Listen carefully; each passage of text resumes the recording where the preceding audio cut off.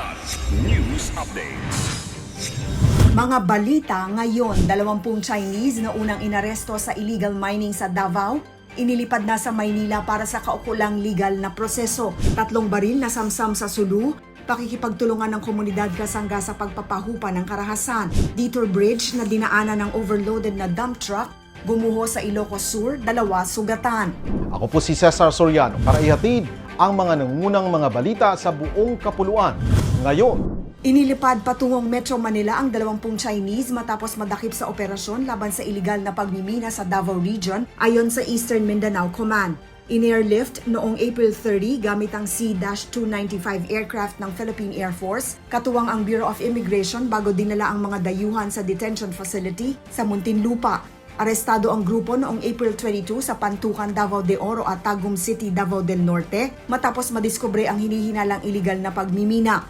Na-recover sa lugar ang mineral resources, heavy equipment at explosives bukod pa sa umano'y military-type uniforms na iniimbestigahan.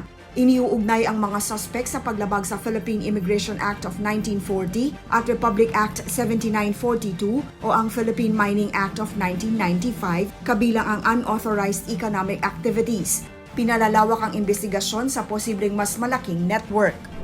3 baril ang narecover ng tropa ng Philippine Army sa magkakahiwalay na operasyon sa Pandami, Bangingi at Luok Sulu mula April 28 hanggang 30 kasabay ng pinaigting na kampanya laban sa loose firearms. Sa Pandami, isinuko ng sibilyan ng isang .45 pistol sa gitna ng deklarasyon ng barangay bilang rido-free, habang sa Bangingi ay voluntaryong ibinigay ang isang improvised sniper rifle sa tulong ng lokal na opisyal at puwersa ng seguridad. Sa Luok, isang suspect ang arestado matapos ang insidente ng indiscriminate firing at nasamsam ang isa pang .45 pistol at bala. Bukod sa operasyon, nagkaroon rin ng community engagement at livelihood support ang mga tropa upang maiwasan ang karahasan at palakasin ang kooperasyon ng mga mamamayan. Patuloy ang hakbang para bawasan ang armas at resolbahin ang sigalot sa komunidad. Gumuho ang Detour Bridge sa barangay Nalasin, Santo Domingo, Ilocos Sur noong May 2, Sabado, matapos tawirin ng 10-wheeler truck na lampas sa itinakdang load limit ayon sa Department of Public Works and Highways o DPWH.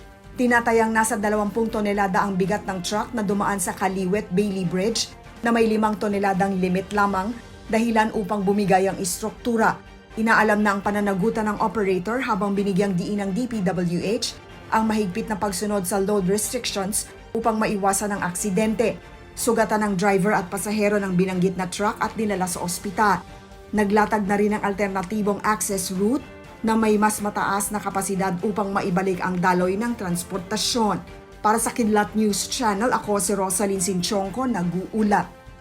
ako po si Cesar Soriano, kasama nyo sa bawat pagputo ng balita.